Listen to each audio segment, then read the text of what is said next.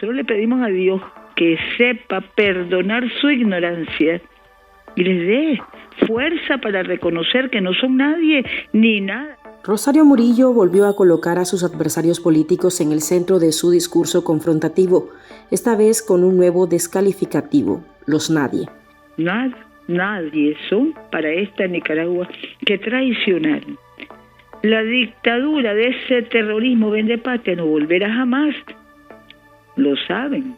La codictadora de Nicaragua escaló nuevamente su retórica contra quienes cuestionan a su régimen y los presentó como personas sin valor, sin representación y sin derecho a reclamar un espacio en el futuro político del país. A los vándalos que no conocen el amor, y menos el amor patrio, que desconocen cualquier forma de amor, que solo saben de terrorismo y vandalismo. En esta ocasión recurrió nuevamente a expresiones cargadas de violencia verbal, llamó a sus críticos vándalos, traidores y cobardes y aseguró que no son nadie ni nada, mientras los acusaba de pretender hablar en nombre de los nicaragüenses. Que fabrican decires, que pretenden decir que tienen lo que no tienen, simulándose como representantes de un pueblo grande y digno que nada tiene que ver con ellos. No se trata de una expresión aislada. El discurso de Murillo se produce en un momento especialmente delicado para Nicaragua. La dictadura Ortega Murillo impulsa una reforma constitucional que será aprobada en septiembre y que, entre otros cambios, busca consolidar el poder de la pareja presidencial y modificar las reglas de participación política. Los opositores quedarán fuera del tablero hasta en la ley. Que no se deja, además, manosear por la torpeza y la maldad de los que no tienen patria. A los vándalos, traidores y cobardes que no conocen el amor a Nicaragua. El lenguaje utilizado por Murillo también revive una estrategia que el sandinismo ha empleado desde las protestas de abril de 2018, presentar a sus adversarios como enemigos de la patria, terroristas, delincuentes o traidores. Desde entonces, la respuesta del Estado ha incluido persecución política, encarcelamiento de opositores, cancelación de organizaciones y partidos políticos, destierro y desnacionalización. Porque parapetados detrás de sus siglas, ellos son los responsables de haber querido la ruina de los pobres. ¿Cómo podemos reconocer a los desalmados, gente sin alma, que no piensa en los demás, que no son cristianos, que no son creyentes? En 2021, el régimen encarceló a los principales aspirantes presidenciales opositores antes de las elecciones generales. Posteriormente, más de 400 nicaragüenses fueron expulsados del país y privados de su nacionalidad. Muchos de ellos continúan denunciando desde el exilio la persecución y el cierre de los espacios democráticos en Nicaragua. Los destructores, ellos, la poquedad, no piensan en los demás, en las mayorías. Vergüenza para ellos, los corrosivos, que todavía creen que pueden golpear el alma nicaragüense. Ahora, mientras el oficialismo busca redefinir las reglas del sistema político mediante una constitución a la medida del plan de sucesión dinástica, Murillo insiste en que sus adversarios no tienen cabida. Su mensaje es claro: para el régimen, quienes cuestionan al matrimonio en el poder no son interlocutores políticos, sino enemigos que deberían ser descalificados y excluidos.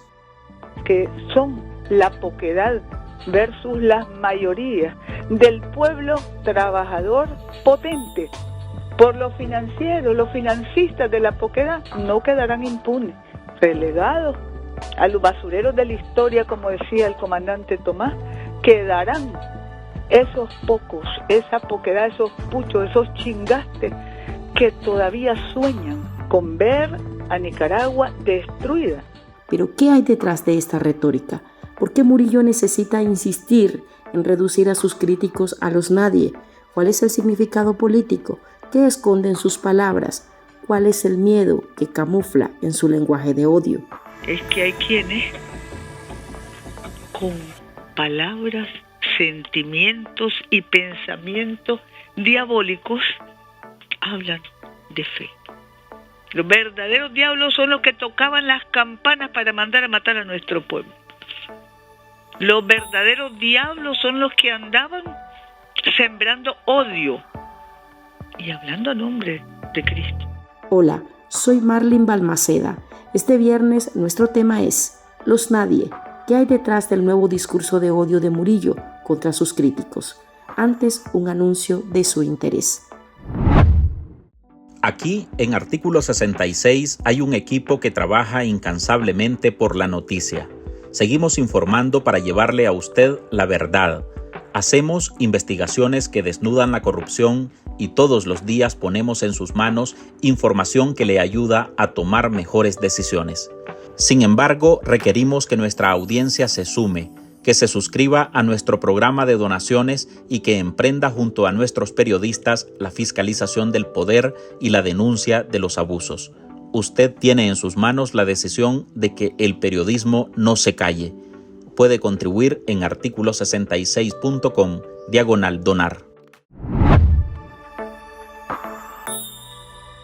Hoy cerramos las ediciones de esta semana con Lilian Robelo, defensora de derechos humanos. Analiza en este episodio las recientes declaraciones de Rosario Murillo contra sus críticos. Bienvenida. Muchas gracias por la invitación, Marlene. Lilian, el descalificativo utilizado por Murillo contra los opositores fue los nadie, el más reciente. ¿Qué pretende la codictadora del país al atacar a sus críticos, sobre todo si ni siquiera pueden estar dentro de Nicaragua en su mayoría? Creo que cuando quien controla prácticamente todas las instituciones del Estado, como en el caso de Nicaragua, Ortega Murillo, decide decir que una parte de los nicaragüenses y las nicaragüenses no son nadie, hay que preguntarse qué viene después de esas palabras, ¿no? Algo que pretende el régimen o que lleva años intentando hacer es básicamente borrar políticamente a quien piensa diferente, es decir, anular la memoria de las personas que han estado trabajando en pro y en lucha de la defensa de los derechos humanos, la justicia y la libertad dentro del país. Yo creo que ya no les basta con que muchos y muchas estén presos y presas, que otro centenar de personas hayan sido expulsados, desnacionalizados o estén en el exilio, ¿no?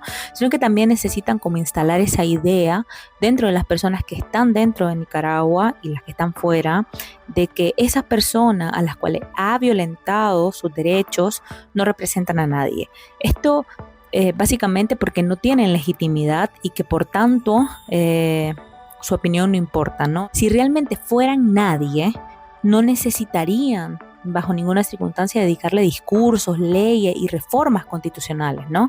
El hecho de que sigan hablando de ellos y de ellas demuestra precisamente todo lo contrario.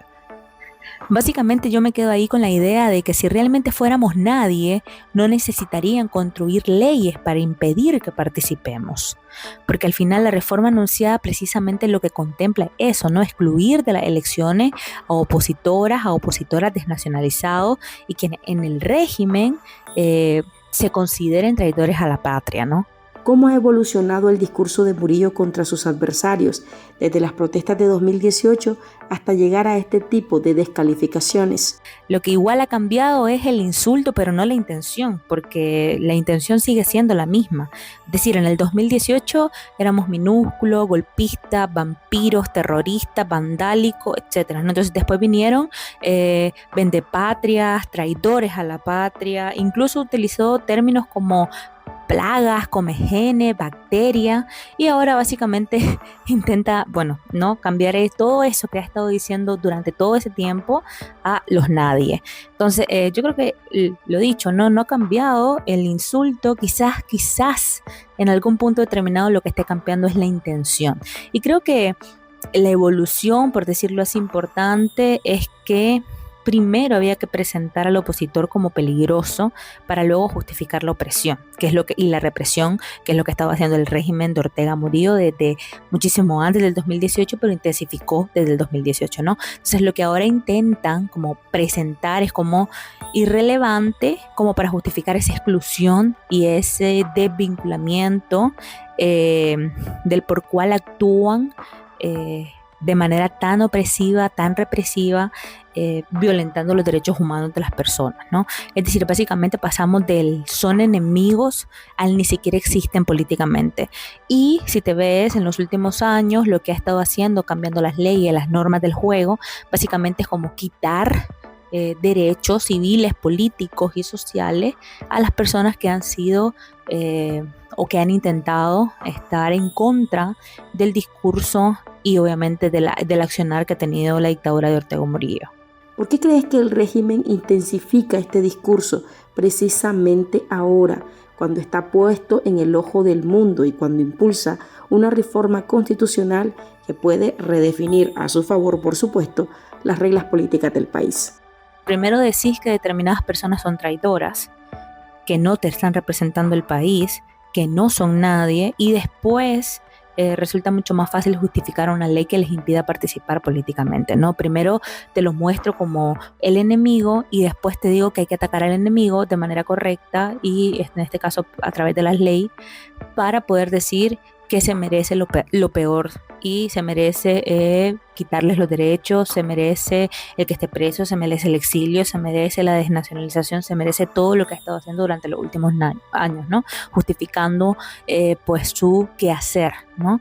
Entonces, y eso precisamente es lo preocupante del momento actual, porque no estamos hablando únicamente de que son palabras ofensivas, que ya lo eran en su momento, sino que también que ese cambio de discurso está acompañado de cambios legales que pueden convertir esa exclusión en parte de las nuevas reglas del juego en el país. Entonces yo no separaría las declaraciones de Murillo de lo de la reforma, ¿no? Sino que más bien están jugando en el mismo terreno, es decir, está preparando el terreno político y la otra lo está convirtiendo en norma, es decir, te preparo el terreno para decir que vos te estás mereciendo lo que yo estoy haciendo para salvaguardar pues la soberanía, la vida, la seguridad o cualquier tipo de discurso o eslogan político que vaya a utilizar, ¿no? Yo quiero que también recordemos que básicamente la reforma constitucional del 2025 ya concentró el poder en la copresidencia y subordinó los demás órganos estatales. La CIDH advirtió además sobre el deterioro del pluralismo político en Nicaragua. Entonces, la propuesta del 2026 lo único que añade pues, ahora son más restricciones electorales y plantea mandato de 7 años renovables, básicamente siguiendo esa misma línea de estructura, de legislación, que básicamente sigue preparando un terreno político donde las personas que no estén a favor del régimen pues se queden sin derecho ya no solo a la opinión, sino que también a la participación política. ¿Qué impacto puede tener esta retórica de exclusión y deshumanización sobre los opositores que permanecen dentro de Nicaragua y sobre aquellos que también están en el exilio?